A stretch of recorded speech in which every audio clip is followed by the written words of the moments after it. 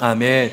여러분, 우리 교회는 어린 자녀부터 우리 장년에 이르기까지 모든 세대가 함께 예배합니다. 보통 세대 통합 예배라고 불러요. 세대 통합 예배. 여러분, 저는 이것이요, 앞으로 이 시대의 대안이라고 분명히 생각합니다. 여러분, 앞으로 5년도 안 남은 것 같아요. 5년 뒤면 이 AI가 우리가 해야 할 일, 인간이 해야 할 대부분의 자리들을 차지하게 될 것입니다. 그 시대에 여러분, 필요한 사람은요, 관계를 잘 맺고 감성적이며 마음을 읽을 수 있는 사람, 내 마음도 있고 다른 사람의 마음도 읽을 수 있는 사람이 필요하다는 게 사회학자들의 얘기예요. 그러니까 사람들과 어울릴 수 있고 협동할 수 있고 연합하고 이끌어갈 수 있는 사람이 필요하다는 거죠. 여러분, 저는 우리 세대 통합 예배를 드리면서 우리 다음 세대 친구들이 어른들을 공경하지만 어려워하지 않았으면 좋겠어요. 우리 청소년들, 우리 주일학교 친구들 잘 들으세요. 뭐라고요? 어른들을 공경해야 돼요. 공경하지만 어려워하지 않았으면 좋겠어요. 어른들에게도 다가가고 인사하고 어른들하고도 얘기할 줄 알고 어른들과도 친하게 지낼 수 있는 것을 보고 경험하게 되는 것이죠. 왜요? 이런 사람이요, 앞으로 좋은 대학 가는 게 문제가 아니라니까요. 조금 울리는데 소리 좀 잡아주세요. 앞에가 울리는 건지. 좋은 대학 가고 얼마나 좋은 학력, 커리어가 아니라 내 마음을 인식하고 다른 사람과 함께 어울리고 어른들도 어려워하지 않고 집사님, 권사님 어떠세요? 요즘 어떻게 지내세요? 먼저 다가갈 줄 아는 사람, 사랑받을 수 있고 사랑할 수 있는 사람, 바로 그 사람이 이제 앞으로 미래를 이끌어가고 필요한 사람으로 쓰임받게 될 줄 믿습니다.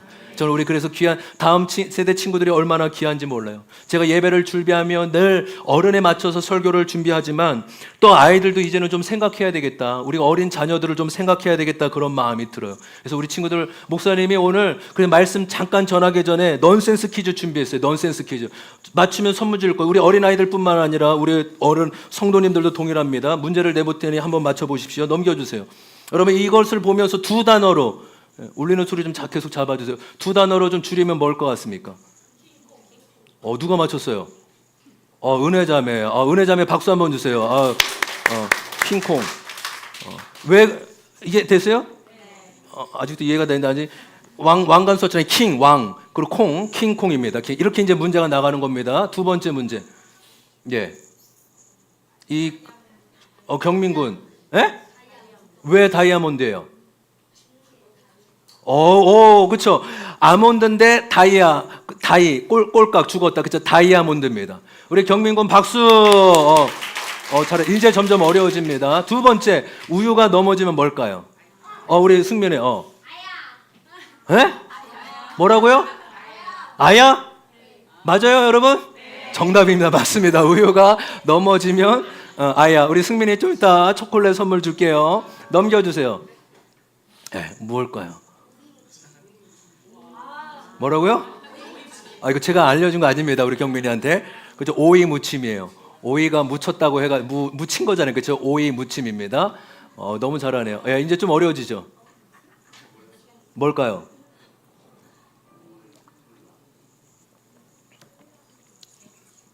네. 어렵나요? 사과가 미안해하죠. 예? 그렇죠. 오렌지가, 주스가 미안해하죠. 주스가 뭐 하고 있어요, 지금? 그럼 사과 주스 정답입니다. 사과 주스. 네.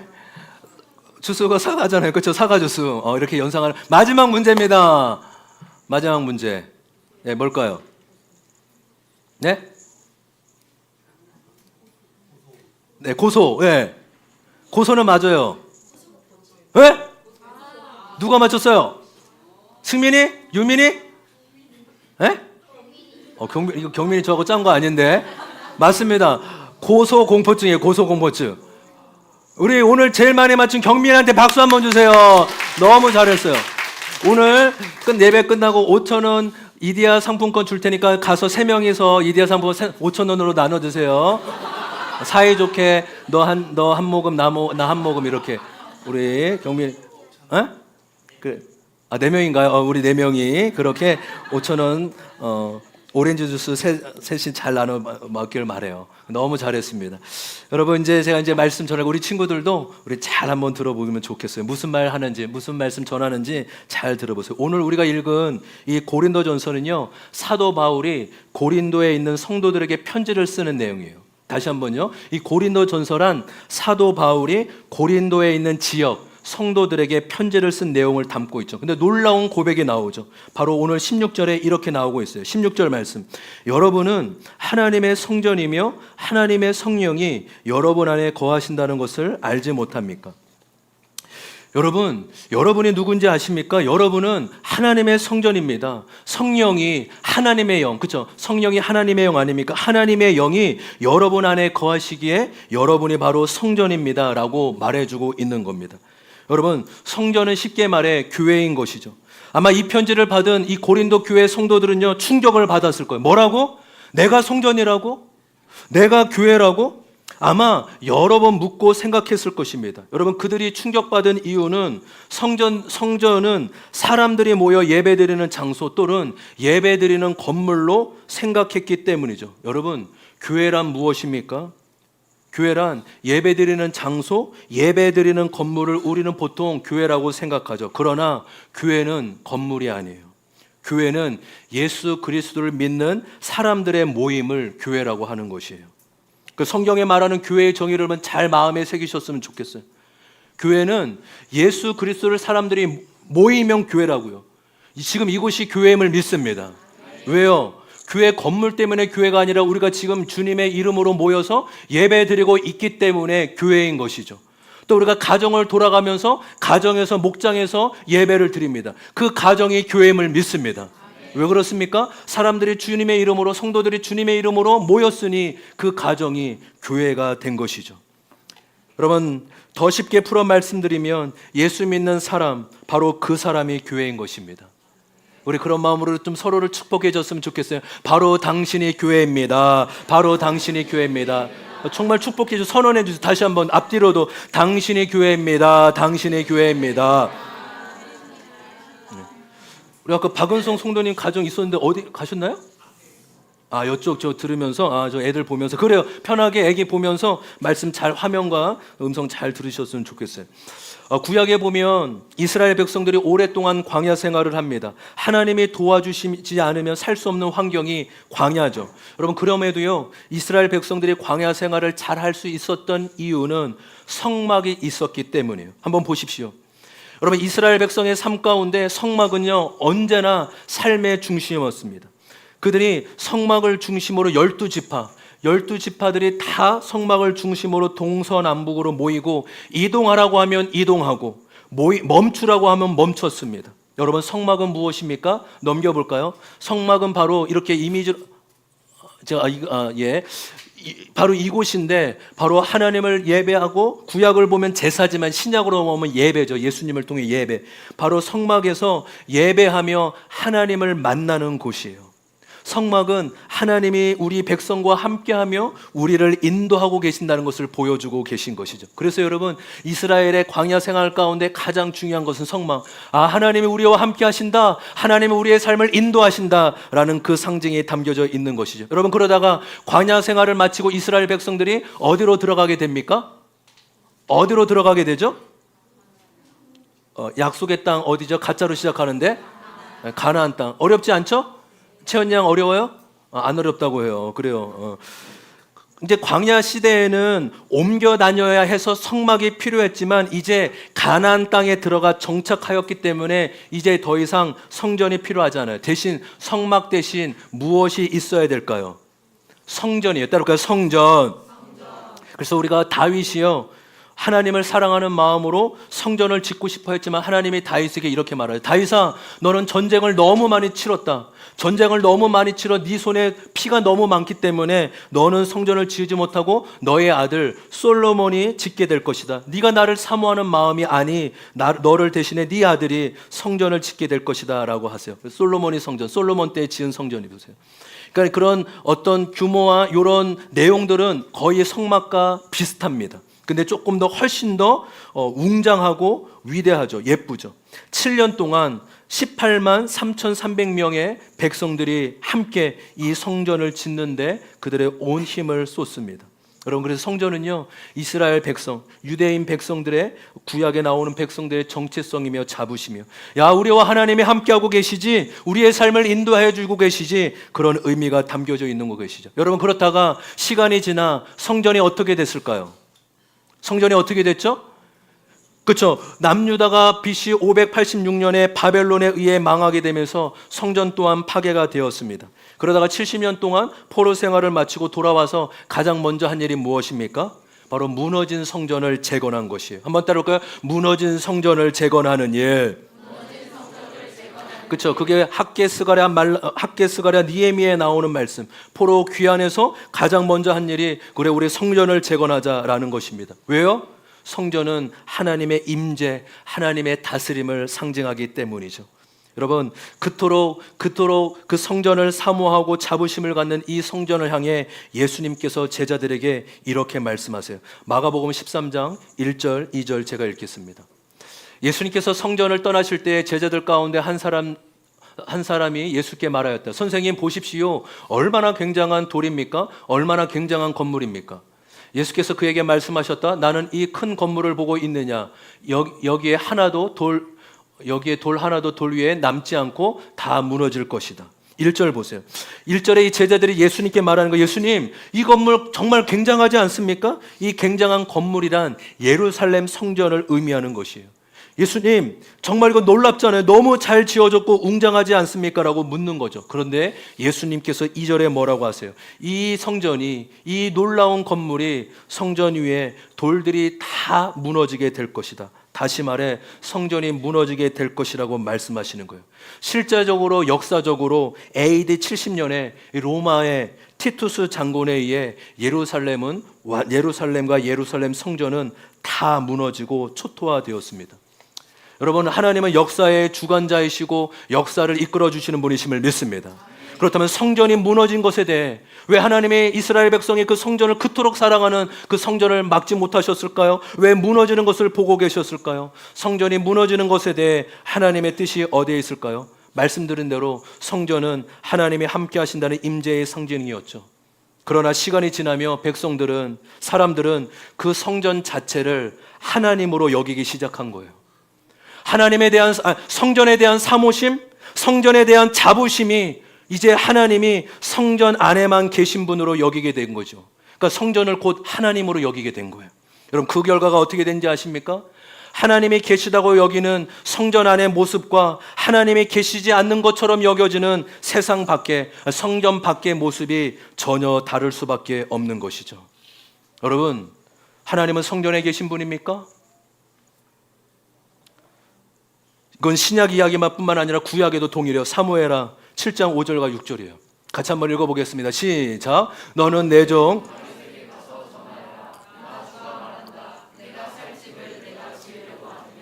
그러나 나는 이스라엘 자손을 이집트에서 데리고 오늘에 이르기까지 어떤 집에서도 살지 않고 오직 장막이나 성막에 있으면서 옮겨 다니며 지냈다. 아멘. 여기서 중요한 단어가 있다면 바로 옮겨 다니며 지냈다라는 단어예요. 그 의미는 하나님은 고정되고 한 곳에만 계시는 분이 아니라 하나님이 백성이 가는 곳곳마다 하나님은 함께 계시며 동행하셨다라는 것을 보여주고 있습니다. 여러분, 하나님은 고정되고 한 곳에만 계신 분이 아니심을 믿습니다. 예. 우리 한두 분이 졸리신 것 같은데 에어컨을 세게 틀어주시길 바랍니다. 조는 일이 없도록. 여러분, 하나님은 옮겨 다니시며 하나님의 백성들과 언제나 함께 동행하시며 임재하시는 분이심을 믿습니다. 우리가 잘 아는 요한복음 4장에 보면 이 사마리아 여인과 예수님이 대화하는 장면이 나오죠. 사마리아 여인은요, 인생의 아픔과 상처가 있었기에 아마 예배에 대한 목마름이 있었어요. 하나님 아버지, 나의 이 마음에 채워지지 않는 마음, 허무하고 공허한 마음을 어떻게 채울 수 있습니까? 나도 예배를 드리고 싶습니다. 이런 마음이 있었던 것 같아요. 그 여인이 예수님께 묻죠. 예수님, 어디서 예배 드려야 됩니까? 우리 조상들은 예루살렘에서 드려야 되고 느비든 삶에서 드려야 되는데 도대체 어디서 예배를 드려야지 하나님을 만날 수 있습니까? 라고 물어요. 근데 예수님이 뭐라고 말씀하십니까? 진정으로 예배할 때가 오나니 하나님은 진정으로 예배하는 자를 찾으신다고 말씀하십니다. 무엇을 의미해요? 예배는 장소의 문제가 아니라 마음의 문제라는 사실이에요. 여러분 잘 들으십시오. 저와 여러분이 이곳 성전에 있다 하더라도 우리의 마음이 다른 곳에 가 있으면 예배가 아니에요. 아멘? 잘 듣고 계시죠? 뭐라고요? 우리가 아무리 여기에 있고 아무리 그냥 오랫동안 예배 자리에 있다 하더라도 우리의 마음이 하나님을 향해 있지 않으면 우리의 예배가 아니라고요. 그렇지만 이곳이 있다 하지 않고 교회 건물에 있지 않다 하더라도 세상 가운데 있다 하더라도 그곳에서도 하나님을 의식하고 하나님을 향해 바라보고 있다면 그곳이 하나님을 만나는 예배의 장소라고 주님이 말씀해 주고 계십니다. 여러분 하나님은 성전에만 계신 분이 아니라 어디에 있던 그 마음이 하나님을 바라보는 자가 하나님을 만날 수 있다고 여기세요. 여러분 유럽 가보셨나요? 저도 안 가봤기 때문에 여쭤보는 거예요. 여러분 유럽은요 기독교의 찬란한 문화를 꽃피운 나라입니다. 복음이 시작된 곳이죠. 예루살렘을 비롯해 바로 로마로 가서 복음이 전파되고 선포되지 않았습니까? 복음이 시작된 곳이 유럽인데 그 유럽을 통해 아메리카, 미국과 아시아, 아프리카까지 복음이 전해질 수 있었습니다. 그래서 유럽에 가면요 기독교를 꽃피운 위대하고 웅장한 교회들이 많습니다. 그런데 지금은 그 교회들이 술집이나 클럽으로 바뀌어 기독교가 사라진 지 오래예요. 그 이유가 무엇이에요? 사람들이 하나님이 계신다고 여기는 성전 짓기만 몰두하였지 하나님을 믿는 자다운 삶을 살지 못했기 때문이에요. 가정에 가면 하나님이 없는 것처럼, 자녀 교육에도 하나님이 없는 것처럼 내가 하고 싶은 대로, 그리고 그냥 성전에서만 하나님을 예배하는 형식적인 신앙인으로 살았기 때문에 유럽의 교회들은 다 무너지고 허물만 남게 된 것입니다. 여러분, 교회 건물이 중요하지 않다라는 게 아니에요. 믿는 자들이 마음껏 예배 드릴 수 있는 곳이 있어야 될 줄 믿습니다. 누구든지 와서 예수님이 누구인지 알아가고 예수님이 누구인지 들을 수 있는 처소가 분명히 있어야 돼요. 그래서 우리 이곳처럼 함께 사람들이 모일 수 있는 예배당도 중요한 줄 믿습니다. 그러니까 무시하면 안 돼요. 그러나 여러분 잘 들으십시오. 성경은 분명히 말해요. 성전은 더 이상 건물이 아니라 사람이라고 하십니다. 이 십자가를 통해 예수님이 십자가를 지시고 부활하심으로 말미암아 더 이상 예수님은 건물이 아니라 믿는 자 마음, 우리 안에 거하고 계신다라고 말씀해 주고 계세요. 야, 저 교회 참 좋더라. 저 교회 꼭 한번 가봐. 우리는 보통 교회나 건물이나 시설을 보고 좋은 교회라고 말하죠. 여러분 그렇지 않아요. 좋은 성도가 모인 곳이 좋은 교회임을 믿습니다. 오늘 간증처럼 나를 끊임없이 부인하며 예수님을 따르고자 하는 성도가 많은 곳이 바로 좋은 교회예요. 여러분 시대적으로 교회가 얼마나 많은 욕과 손가락질을 받고 있습니까? 그것은 교회 건물이 문제가 있는 것이 아니라 예수를 믿는 우리 자신이 제대로 살지 못했기 때문이에요. 다른 누군가를 탓하고 어떤 목사님, 어떤 장로를 탓하는 것이 아니라 바로 내가 예수를 믿는데 나는 어떻게 살고 있나 내 모습을 바라보고 내 모습을 돌아보아야 될 줄 믿습니다. 예전에 한 청년과 신방을 하며 이 용전동 이 조마루 감자탕에 간 적이 있어요. 밥을 먹고 있는데요. 그 청년이 저에게 목사님 이렇게 부르자 이 옆 테이블에 있는 50대 60대 아저씨 두 분이 그 청년을 향해 너 속지 마. 너 저 목사한테 속지 마. 술에 잔뜩 취해서 목사 믿지 말라고, 목사한테 속지 말라고 한참 떠들고 막 뭐라고 하는 거예요. 걔네 그 청년한테도 뭐라고 막 저한테도 한참 뭐라고 하는 거예요. 제가요 웬만하면 화가 잘 안 나는데 그때 그런 말을 막 청년 앞에 들으니 너무 화가 나더라고요. 싸우고 싶었어요. 아저씨 막 나오라고, 당신이 뭔데 이렇게 하냐고, 이 청년 왜 나를 뭐 욕하는 걸 떠나서 이 청년한테 뭐라고 하냐고. 근데 그 청년이 오히려 저를 말리더라고요. 목사님 무시하세요. 모른 척 하세요. 술 취해서 그런 거예요.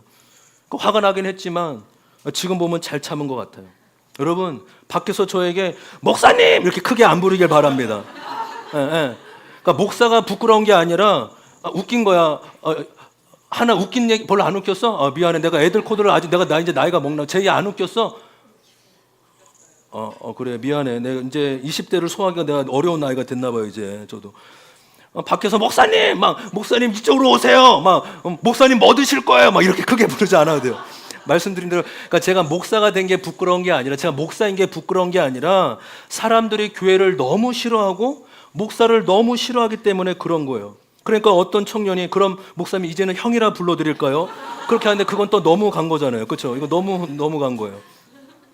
사람들은요, 우리를 보고 기독교가 어떤지, 교회가 어떤지 판단하고 한다고요. 교회가 욕을 먹는 건 예수님을 믿는 내가 제대로 살지 못했기 때문이에요. 왜요? 저와 여러분이 교회이기 때문입니다. 주일날 오늘, 일요일날 오늘 이곳이 교회가 성전이 아니라 바로 우리 자신이 성전이라고요. 그럼 목사만 목회자가 아니에요. 사업하시는 분들은 사업장의 목회자가 바로 여러분임을 믿습니다. 사업장이 교회이고요. 사업장의 목회자가 바로 집사님, 권사님이시라고요. 직장인들도 동일합니다. 우리 학생들 잘 들으세요. 학생들 동일해요. 여러분들을 그 직장과 학교로 부른 것은 여러분들을 그 학교에 교회로 부르셨음을 믿습니다. 여러분 30명 중에 25명 중에 5명도 교회를 안 다니는데 너무 안타까운 시대 가운데 우리가 살고 있는 거 아니에요? 그럼 왜 나는 교회를 다니고 있을까요? 주님이 나를 그 교회 세상 가운데 교회로 나를 불러주셨기 때문이에요. 제가 늘 도전하잖아요. 우리 대안학교 다니는 친구들은 하나님 앞에 감사하기도 하지만 빚진 마음이 있어야 돼요. 왜요? 다 보호받고 있잖아요. 얼마나 좋아, 감사해. 그러니까 우리 친구들은 대학교 가서부터 열심히 세상 가운데 지지 않고 하나님은 살아계시고 하나님 나와 함께 하시다는 걸 선포하고 삶으로 증명하는 삶을 살아야 될 줄 믿습니다. 우리를 교회로 부르셨고 세상 가운데 빛과 소금의 역할을 담당하도록 부르신 것이죠. 우리 적용 질문 같이 한번 읽어볼까요? 적용 질문입니다. 시작.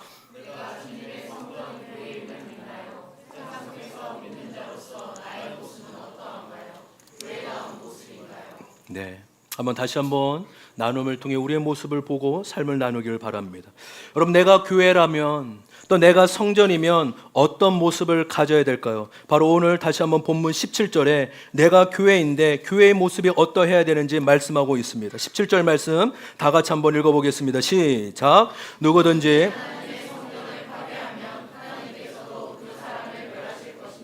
하나님의 성전은 거룩합니다. 여러분은 하나님의 성전입니다. 아멘. 한번 따라해 볼까요? 하나님의 성전은 거룩합니다. 여러분은 하나님의 성전입니다. 아멘. 여러분, 교회는 거룩해야 된다라는 것입니다. 아멘. 세상과 교회가 가장 다른 이유는 바로 거룩의 차별성이 있다라는 거예요. 여러분, 나는 거룩해야 된다라는 거예요. 저와 여러분이 거룩해야 된다라는 말씀임을 믿습니다. 여러분, 이 말이요, 부담스럽게 다가오는 게 사실이죠. 그런데 여러분 잘 들으십시오. 분명히 아셔야 될 것은 우리가 거룩한 자이기에 거룩하게 살아야 된다라는 거예요. 아멘. 거룩하게 살아서 거룩한 자가 되라는 게 아니라 거룩한 자이기 때문에 거룩하게 살라라는 거예요. 아멘. 이 말씀을 잘 마음에 새기셨으면 좋겠어요. 아, 그렇구나. 거룩하게 살아야 거룩한 자가 되는 게 아니라 이미 내가 거룩한 자이기 때문에 거룩하게 살으라라는 거구나. 여러분, 만약 누군가가 야, 학생다워야지, 학생은 학생다워야지, 경찰은 경찰다워야지 말하고 말한다면 그 말을 듣는 사람은요, 이미 학생이고 경찰인 것이죠. 맞죠? 그렇죠? 이미 학생이고 경찰이기 때문에 학생다워야지, 경찰다워야지 라고 말하는 겁니다. 만약 제가요, 저희 아내에게 동생이 왜 그래? 동생다워야지. 그러면 아내가 저보고 화내면서 얘기할 거예요. 내가 당신보다 나이가 더 많은데 왜 나에게 동생이라고 해? 아, 말이 안 맞잖아. 말이 틀리잖아 라고 하지 않겠습니까? 여러분, 뭐다워야지 된다라는 것은 이미 그러하기에 그러한 모습을 갖춰야 된다라는 거예요. 존재는 이미 그렇기 때문에 모습 또한 그렇게 돼야 된다라는 것을 의미하는 것임을 믿습니다. 하나님이 우리에게 너희는 거룩하라, 거룩한 자가 되어야 한다는 것은 이미 우리가 거룩한 자이기 때문이에요. 여러분, 그것은 그 어떤 행위 때문이 아니라 오직 예수 그리스도를 통해 우리가 거룩하게 되었음을 믿습니다. 여러분, 저와 여러분은요, 목사가 되었던 장로가 되었던 죽었다 깨어나도요 스스로 거룩해질 수 있는 자가 아니에요. 성철 스님처럼 한평생을 눕지 않고 벽에 기대어 잠을 주무시고 돌을 닦아도 인간은요 스스로 거룩해질 수 있는 존재가 아니라고요. 오직 예수 그리스도를 통한 거룩해질 수 있음을 믿습니다. 아멘. 크게 합시다. 아멘. 인간은 스스로 거룩해질 수 있는 것이 아니라 우리의 구원자 되신 예수 그리스도를 통해서만 거룩해질 수 있다고요.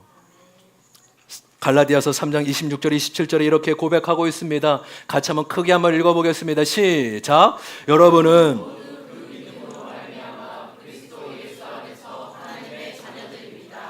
여러분은 모두 세례를 받아 그리스도와 하나가 되고 그리스도를 옷을 입은 아멘. 우리가 예수를 믿고 세례를 받음으로 예수와 연합되었다. 그리고 예수로 인해 옷을 입었다라고 말합니다. 여러분, 우리가 예수와 이미 연합되었고 옷을 입었기 때문에 거룩한 자라고 말씀해 주고 있는 거예요. 우리가 기도할 때나 순간순간 하나님의 뜻을 자주 묻잖아요. 하나님, 도대체 하나님 뜻이 어디에 있죠? 제가 어떻게 하길 원하십니까? 중요한 물음이고 기도하기도 합니다. 그런데요, 성경은 이미 그 대답이 분명히 나와 있어요. 제가 알려드릴게요. 바로 베드로전서 1장 15절 16절에 하나님의 뜻이 나와 있어요. 여러분을 부르신 그 거룩하신 분을 따라 모든 행실을 거룩하게 하십시오. 성경에 기록하기를 내가 거룩하니 너희도 거룩하라 하였습니다. 하나님의 뜻은 우리를 향해 거룩하라는 것이 하나님의 뜻임을 믿습니다. 아멘. 짬뽕 먹을까요? 짜장면 먹을까요? 여러분, 더 거룩해질 것 같은 거 먹으십시오. 농담이에요. 그냥 드시고 싶은 거 드세요. 그 정도면, 그 정도의 일상이에요. 그런데요, 하나님, 이 대학 갈까요? 저 대학 갈까요? 하나님과 더 가까워질 수 있고 하나님을 더 의지하게 되는 곳으로 가십시오. 하나님, 이 직장 들어갈까요? 저 직장 들어갈까요? 얘야, 나를 놓치지 않는 곳으로 가기를 원한다. 왜요? 하나님의 뜻은 저와 여러분의 거룩함에 있기 때문입니다. 그러니까 거룩을 기준으로 삼고 결정하시면 돼요.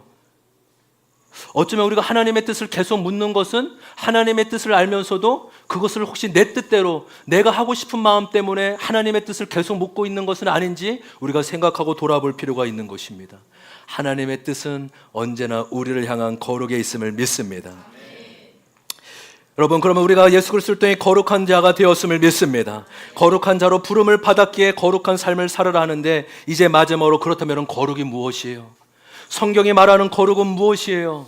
거룩이란, 넘겨볼까요? 바로 거룩이란 사랑이에요. 다시 말해, 거룩이란 하나님을 사랑하고 이웃을 사랑하는 것임을 믿습니다. 아멘. 여러분, 우리는 보통 죄라고 하면 행위적인 것만 떠올려요. 그러니까 행위로 죄를 안 지었으면 나는 죄가 없다고 여기죠. 그런데 보십시오. 성경에 말하는 죄에 대한 정의는 그렇지 않아요. 넘겨보세요.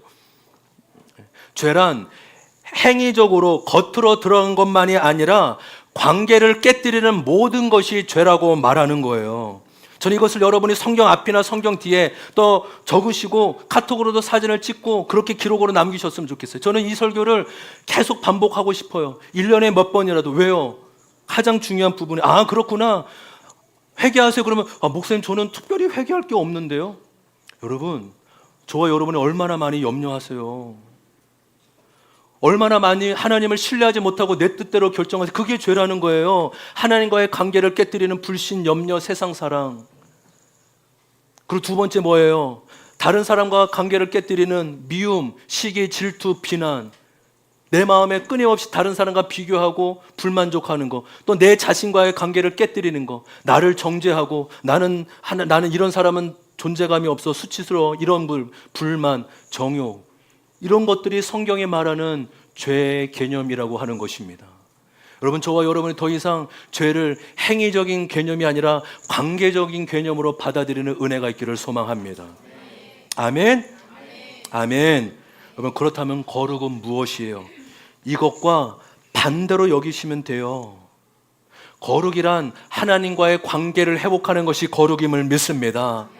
다른 사람과 관계를 회복하는 게 거룩이요, 나 자신과의 관계를 회복하는 게 거룩이에요.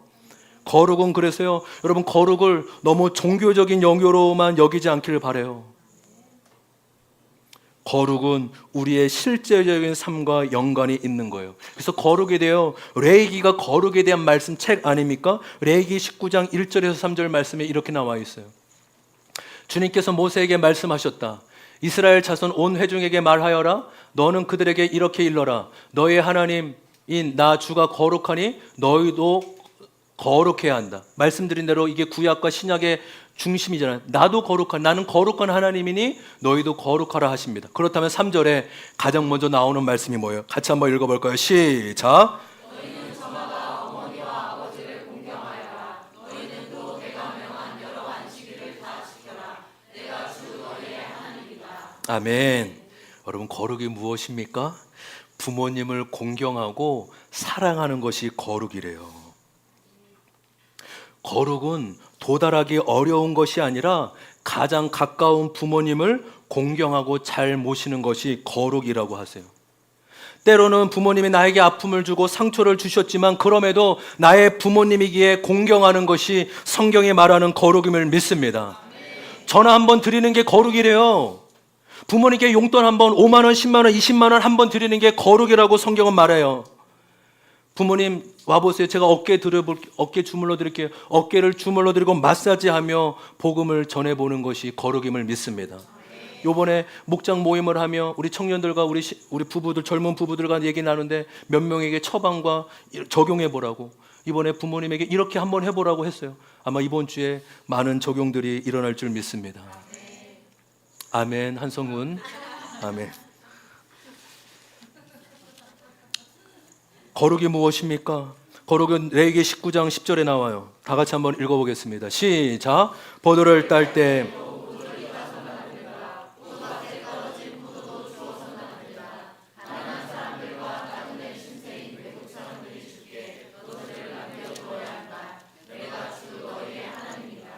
아멘. 여러분, 거룩이 무엇입니까? 약한 사람을 돕고 섬기는 것이 거룩이에요. 농사를 짓고 난 다음에 떨어진 이삭, 포도 농사를 지은 다음에 떨어진 포도알을 다 줍지 말라고 하세요. 왜요? 가난하고 먹을 것이 없는 사람, 일할 수 없는 사람이 와서 먹을 수 있도록 남겨두라고 하시는 것입니다. 거룩이란 다른 사람을 살필 줄 알고 베풀 줄 아는 것이 거룩이에요. 반대로 말하면 뭡니까? 죄는 뭡니까? 내 것만 움켜잡고 내 것만 있으면 돼. 야, 내 가정, 내 자녀, 나만 출세하면 돼. 이것이 성경에 말하는 죄임을 믿습니다. 할렐루야. 저는 우리 자녀들이, 우리 다음 세대들이 나만 챙기는 자가 아니라 다른 사람을 살필 줄 알고 베풀 줄 알고 섬기는 자가 되기를 소망합니다. 나 먹기도 힘든데 내가 왜 남들을 돌보고 챙겨야 돼요? 이것이 성경에 말하는 죄라는 거예요. 저는요, 저희 교회를 섬기면서 참 감사해요. 우리 교회를 섬기며. 우리 교회 성도님들이 참 성숙한 분들이 많으세요. 누군가를 돕고 섬길 때요, 받는 사람의 입장에서 생각하고 배려하더라고요.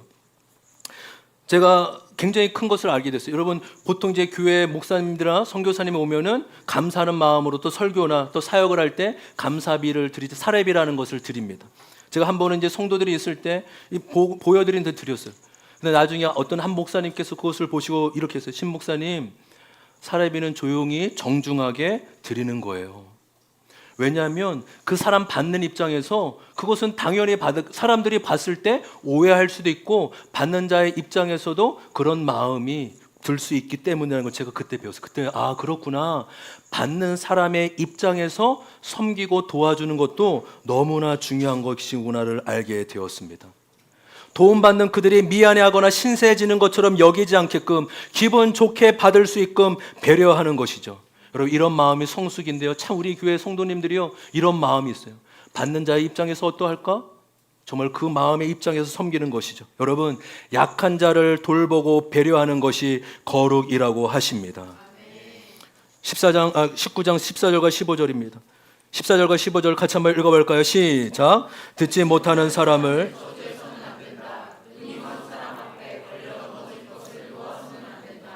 너는 하나님을 두려운 줄 알아야 한다. 나 주다. 재판할 때 재판을 해서는 안 된다. 가는 사람이라고 하여 두둔하거나 세력이 있는 사람이라고 하여 편들어서는 안 된다. 이웃을 재판할 때에는 오직 아멘. 여러분, 우리 하나님은 연약하고 힘없는 자를 사랑하시고 위하시는 분이심을 믿습니다. 근데 여러분, 그 말씀만이 아니라 보십시오. 하나님은 약하다고, 연약하다고 무조건 그 사람 편에 들지 않으세요. 하나님은 사랑의 하나님이시며 또한 공의의 하나님이심을 믿습니다. 공평하고 정의로워하라 하는 거예요. 여러분, 공의롭기 위해서는 먼저 정직해야 될 줄 믿습니다. 여러분, 저와 여러분이요, 세상 가운데 믿는 사람이 세상 가운데 나타날 수 있는 것은 정직밖에 없어요. 여러분 무엇이 여러분이 교회 다니는 사람이라고 보여줍니까? 잘 들으십시오. 정직밖에 없다고요. 사업하는 분들 최대한 정직하시기를 소망합니다.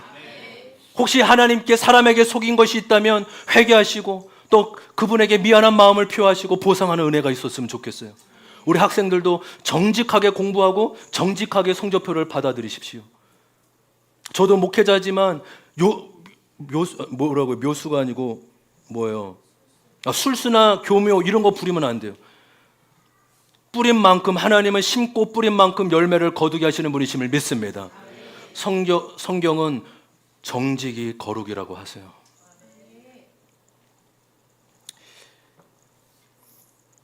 저와 여러분이 정직한 자가 되기를 소망합니다.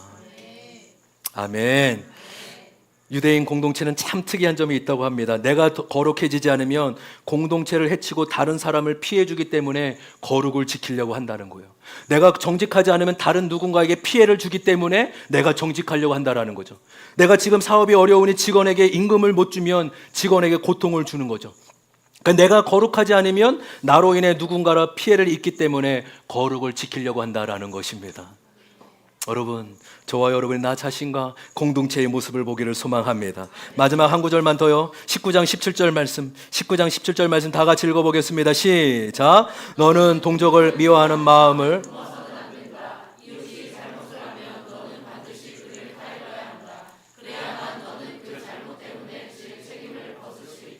아멘. 잘못된 일을 보거나 알게 될 경우 모른 척하지 말래요. 사랑하는 마음으로 타일르고 바로 잡아줘야 된다라는 것입니다. 여러분, 다른 사람을 사랑하고 붙잡아주고 타일러 주는 것이 거룩임을 믿습니다. 여러분, 많은 교회들이 이 부분을 놓지 않았어요? 이렇게 하면 상처받을 수 있어. 저 사람에게 직언하면 상처받을 수 있어. 싫은 소리 하면 상처받고 떠날 수 있어. 여러분, 간섭받기 싫고 듣기 싫은 소리 안 듣고 싶어하는 게 교회들의 모습 아닙니까? 그렇다면요, 회개할 기회, 성숙할 기회를 잃어버리게 된다라는 것이에요. 사랑하는 마음으로 붙잡아주고 사랑하는 마음으로 돌이킬 수 있도록 훈계하고 이끌어주는 것이 진정한 거룩임을 믿습니다. 여러분, 지난 주일에 잠깐 고백했잖아요. 나와 상관없어. 내가 뭐 싫은 소리에서 뭐 안 좋게 보일 이유가 뭐가 있어? 제가 그랬다고요. 나만 괜찮으면 돼. 나하고 상관없는데? 여러분, 하나님 보실 때 이게 큰 죄더라고요. 여러분, 나만 괜찮은데 라고 여기며 남에게 무심한 사람들 있죠. 잘 들으세요. 그건 나는 다른 사람에게 피해를 안 찍히니까 괜찮아. 아니요, 그게 성경에서 말하는 죄래요. 우리 남자분들 아멘 크게 합시다. 아멘. 아멘. 우리 여자분들은요, 마음을 사고 이렇게 마음이 연결인데 남자분들이 야 나만 괜찮으면 되지 내가 뭘 다른 사람에게 밉보일 필요가 뭐가 있어. 그게 죄라고요. 전 지금도 회개하고 계속 회개하고 있어요. 여러분, 저와 여러분이 영혼을 섬기고 영혼을 이끌어주는 은혜가 있기를 소망합니다. 거룩이 무엇이라고요? 한번 마지막 질문 볼까요? 거룩은요, 종교적인 용어가 아니에요. 거룩을 외친다고 해서 거룩해지는 것이 아님을 믿습니다. 거룩은 늘 우리의 주어진 일상 가운데 나타나는 구체적인 실천이에요. 주어진 일상 가운데 부모님을 공경하고 내 아내와 남편을 위하고 사랑하는 것, 내 이웃을 배려하고 내 것을 움켜잡지 않고 베풀 줄 아는 것, 거짓을 미워하고 정직에 힘쓰는 것, 정의를 알고 다가가서 이끌어주는 것. 여러분, 거룩은 날마다 주어진 일상 속에서 이루어지는 것임을 믿습니다. 여러분, 우리의 삶의 기준이 거룩이 되며 적용과 실천으로 옮겨지는 은혜가 있기를 소망해요. 우리 마지막 적용 질문 같이 한번 읽어보겠습니다. 다 같이 읽습니다. 시작. 거룩은 가정에서 시작합니다.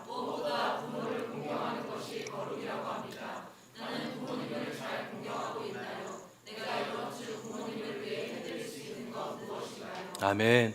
저는 우리 귀한 성도님들 보며 참 거룩하시구나, 참 거룩한 분이 많으시구나라는 마음이 들어요. 부모님을 위해 찾아가고 용돈 드리고 섬겨 드리고 목회자인 제가 부끄러울 정도로 정말로 저의 돌아가신 부모님, 물론 이제 지금 현재 우리 처가에 부모님이 계시지만 그렇지 못하고 있어요.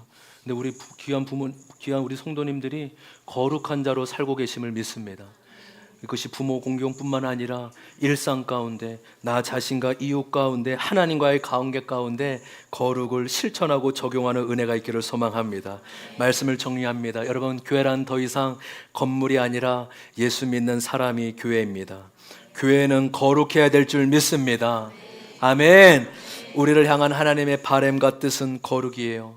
저와 여러분의 삶에 거룩을 기준으로 삼고 거룩한 교회로 세상으로 나아가는 저와 여러분 되시길 주님의 이름으로 축복합니다.